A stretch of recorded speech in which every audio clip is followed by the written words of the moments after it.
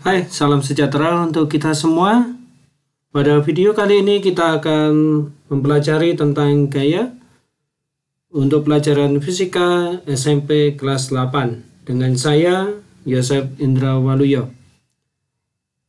Apa saja yang kita akan pelajari pada gaya ini? Ada 5 hal. Yang pertama adalah pengertian dari gaya. Yang kedua adalah macam-macam gaya. Yang ketiga adalah hukum Newton. Yang keempat adalah gaya normal. Dan yang kelima, gaya berat. Kita pelajari dulu tentang pengertian gaya. Apa itu pengertian gaya? Gaya adalah tarikan atau dorongan pada benda. Simbol dari gaya itu adalah F, huruf F besar. Kemudian satuan dari gaya adalah Newton. Dalam sistem MKS, apa itu MKS? MKS itu adalah satuan internasional dari panjang, yaitu M. M-nya itu adalah dari meter. Kemudian K-nya adalah kilogram, itu untuk menghitung massa. Dan second itu untuk mengukur waktu. Dan dalam sistem CGS, yaitu Dine atau dalam bahasa Indonesianya Dine misalnya ya, itu adalah satuan dari sentimeter, C-nya adalah dari sentimeter untuk mengukur panjang, kemudian gram untuk mengukur massa, dan second untuk mengukur waktunya. Nah, ini untuk alat ukurnya menggunakan dinamometer atau neraca gas. Nah, ini adalah dinamometer. Nah, ini yang kita akan temukan di laboratorium di sekolah. Ini untuk mengukur kekuatan tangan menggunakan dinamometer. Yang berikutnya adalah macam-macam gaya. Macam-macam gaya. Yang pertama kita akan pelajari tentang gaya berat. Gaya berat adalah gaya yang bekerja pada benda akibat gravitasi. Jadi, kalau ada sebuah benda, ada benda seperti ini. Nah, benda ini berada di udara, dia mempunyai massa M, maka benda ini akan tertarik ke bawah. Kenapa dia tertarik bawah? Karena dia memiliki gravitasi planet. Jadi gravitasi planet, karena kita berada di bumi, maka gravitasi bumi itu menarik benda ini ke bawah. Maka ini ada gaya berat ke bawah, ke arah pusat bumi. Gaya berat nanti disimbolkan dengan W. Oke, kita lanjut. Yang berikutnya adalah gaya tegangan tali, adalah gaya yang bekerja pada benda akibat tegangan tali pada benda tersebut. Jadi ini misalnya di lantai begitu ya. Kemudian ini ada benda, kita tarik dengan tali. Nah, ini ada tegangan talinya. Oke, nah ini adalah gaya T-nya. Oke, yang ketiga adalah gaya normal. Gaya normal adalah gaya yang bekerja akibat benda bersentuhan dengan benda lain. Arah gaya normal itu tegak lurus terhadap benda tersebut. Jadi kalau kita punya benda berada di atas meja begitu, ya, maka benda ini bersentuhan dengan benda lain, maka ada gaya tegak lurusnya. Nah, ini adalah gaya normalnya. Gaya normal disimbolkan dengan N. Ya. Yang berikutnya adalah gaya gesek. Gaya yang bekerja pada benda akibat bergesekan dengan permukaan benda lain. Jadi kalau kita punya benda berada di lantai yang kasar begitu ya. Nah, benda ini kita dorong, dia bergerak ke kanan, ini arah gerak bendanya. Ini bendanya geraknya ke kanan.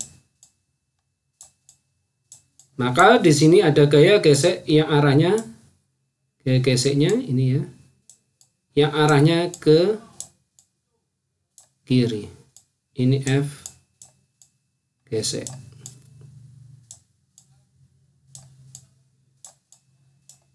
Oke. Jadi seperti ini ya.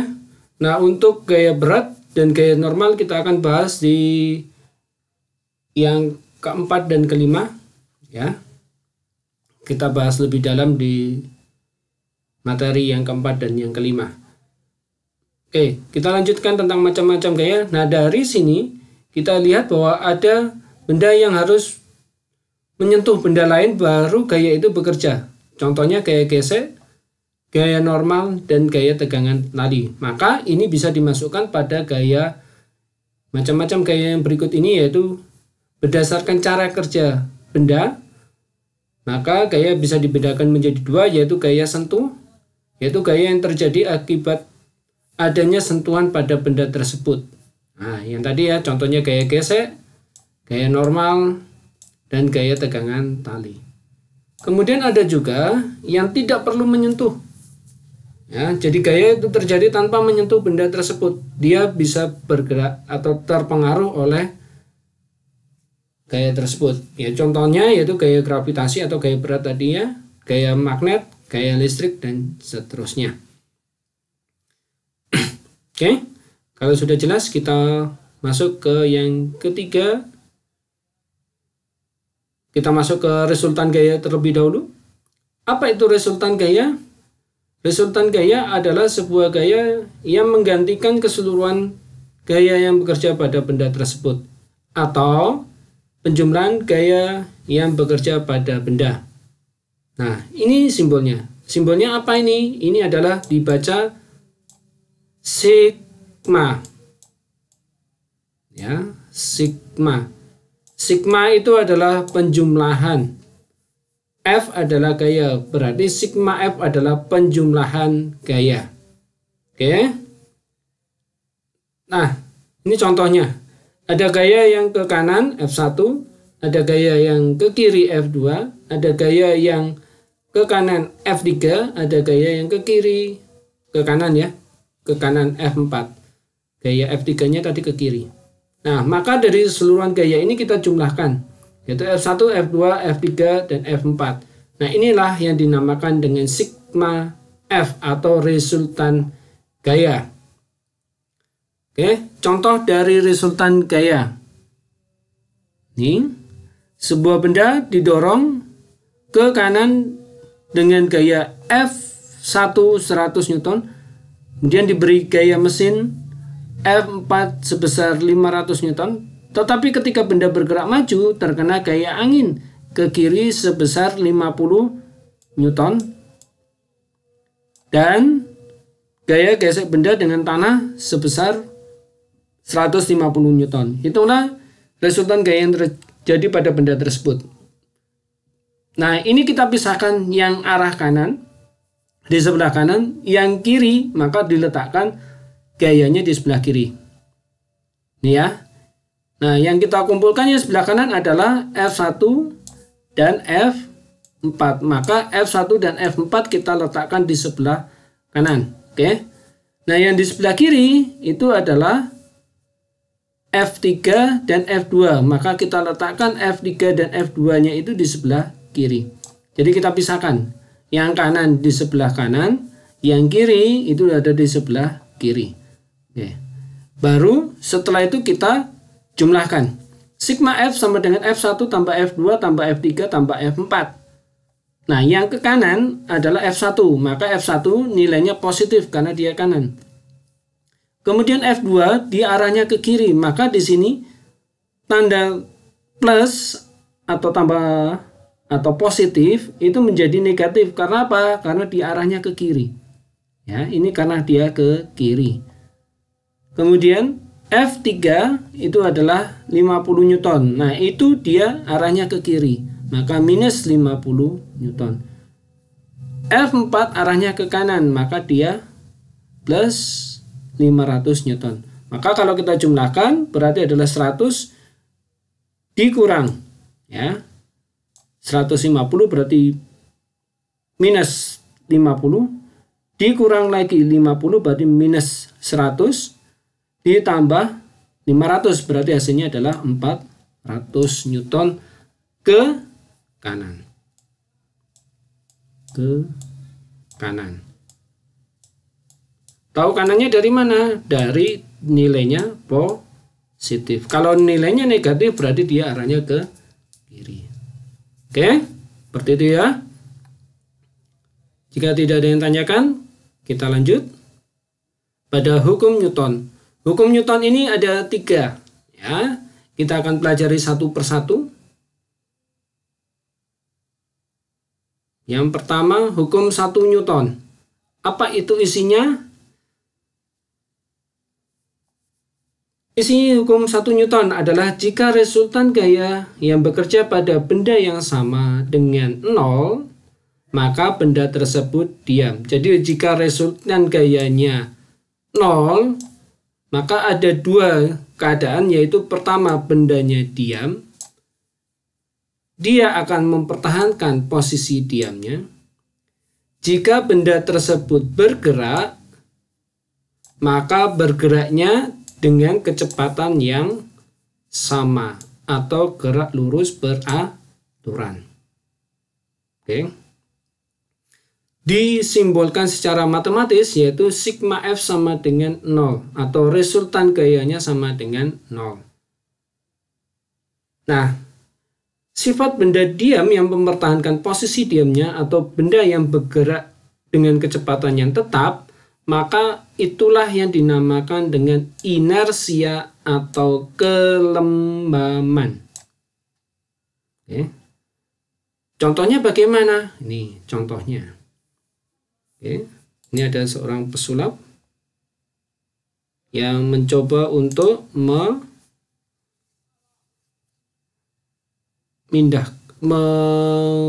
menarik taplaknya. Ya. Jadi di atas meja. Nah, ya, kita lihat ya di sini ada piring, ada gelas terletak di atas meja. Kemudian sang pesulap ini menarik taplaknya. Apakah benda ini akan jatuh? Kita lihat ya. Selanjutnya, apakah benda ini tetap berdiri di tempat semula? Ataukah dia akan jatuh semua? Nah, kita lihat semua benda tetap pada posisinya, yaitu ada di atas meja dan mereka tidak terguling.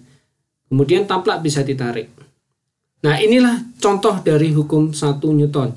Jadi benda tersebut akan tetap mempertahankan posisi diamnya. Benda diam akan tetap mempertahankan posisi diamnya. Seperti itu ya. Oke. Udah jelas ya untuk hukum 1 Newton. Masih banyak dalam kehidupan sehari-hari contoh dari hukum 1 Newton. Ya.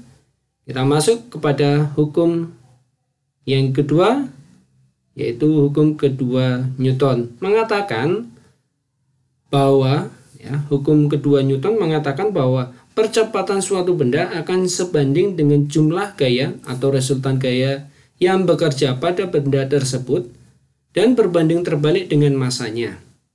Maka kalau dirumuskan secara matematik adalah A itu adalah percepatan, sigma F adalah resultan gaya, berbanding terbalik dengan masanya. Masanya adalah M. Oke. Nah, ini penjelasannya ya. Sebuah benda dengan massa M mengalami resultan gaya sebesar F akan mengalami percepatan yang arahnya sama dengan arah gaya dan besarnya berbanding lurus dengan F dan berbanding terbalik dengan M-nya, yaitu sigma F sama dengan M kali A. Oke. Contohnya, maksudnya bagaimana Pak? Contohnya bagaimana? Oke, kita akan lihat di sini.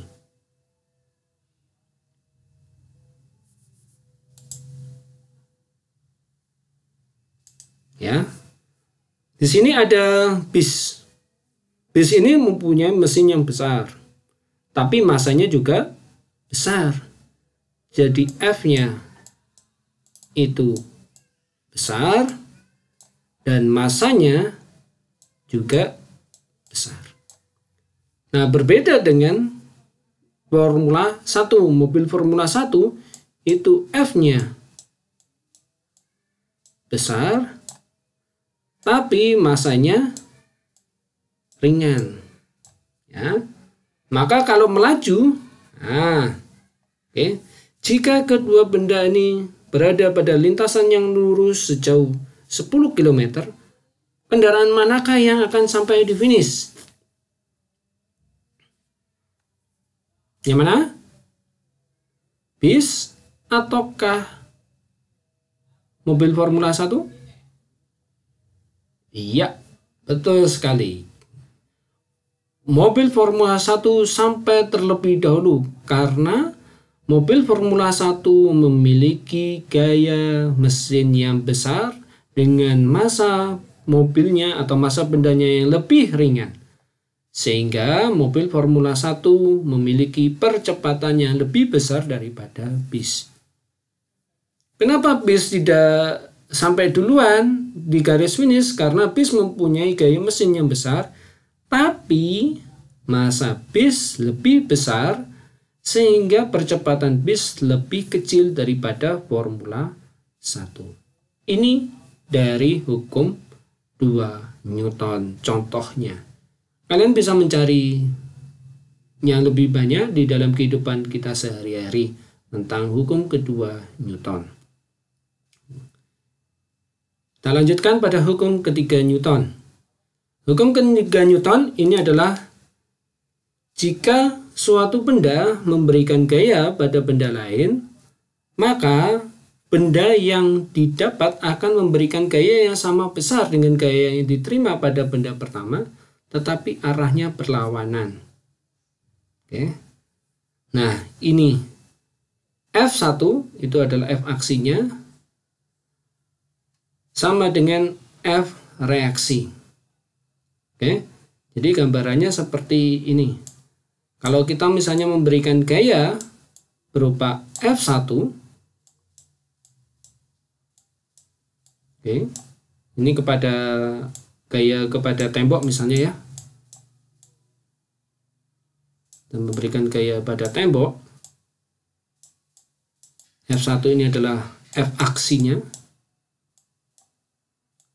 aksi, ya, maka tembok akan memberikan gaya yang sama besar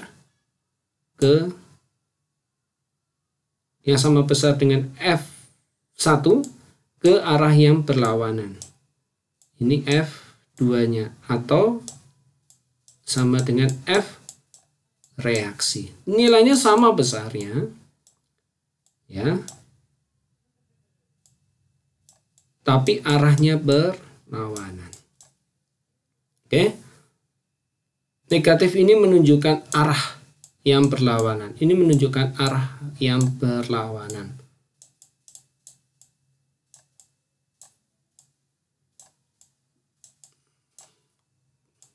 Jadi nilainya F1 dan F2 itu sama, hanya arahnya yang berlawanan. Maka hukum ini juga bisa dikatakan hukum aksi dan reaksi. Oke, contohnya seperti ini. Ya, ini ada roket yang hendak meluncur. Ya. 2, 1, boost ignition and liftoff of the Space Shuttle. Raketnya berhasil meluncur ya. Nah, di sini kita lihat bahwa ada gaya yang ke bawah. Ini adalah aksinya, F1-nya, dan yang menyebabkan roket ini meluncur ke atas ini adalah F2. Oke, seperti ini ya. Api roket memberikan gaya ke bawah, menyebabkan roket mendapat gaya ke atas. Seperti itu tentang hukum ketiga Newton, yaitu hukum aksi reaksi. Nah, kita masuk ke contoh soal hukum Newton. Dengan soal yang sama dengan tadi, yaitu sebuah benda dengan massa 200 kg didorong ke kanan dengan gaya F1 sebesar 100 Newton, diberi gaya mesin sebesar 500 Newton. Ketika benda bergerak maju, terkena gaya angin ke kiri sebesar 50 Newton, dan gaya gesek benda dengan tanah 150 Newton. Itulah resultan yang bekerja pada benda tersebut. Yang B, percepatan bendanya. Oke. Seperti tadi ya, kita pisahkan yang kanan. Gaya yang bekerja pada sebelah kanan adalah F1. Ini yang kanan dulu ya, kita buat. Kemudian yang kanan lagi adalah F4. Maka F1 dan F4. Ini yang sebelah kanan. Kemudian yang sebelah kiri adalah F3. Bekerja sebelah kiri. Dan gaya gesernya F2. Bekerja pada sebelah kiri. Oke. Kemudian kita hitung resultannya. Ya. Sigma F sama dengan F1 tambah F2 tambah F3 sama dengan 100 dikurang 150 dikurang 50 ditambah 500 sama dengan 400 Newton.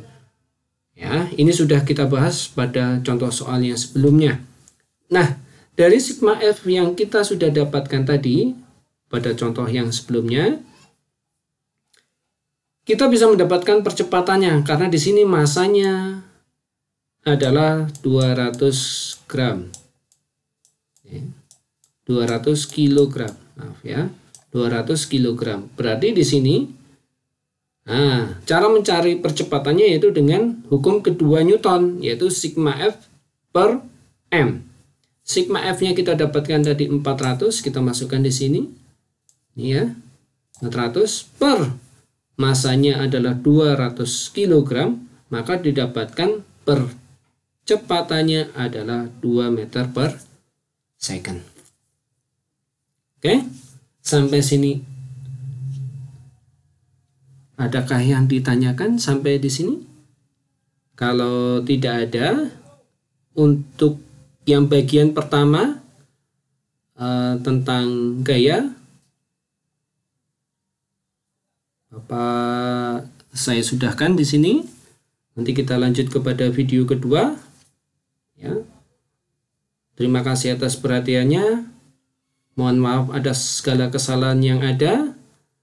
Dan sampai bertemu di video yang kedua.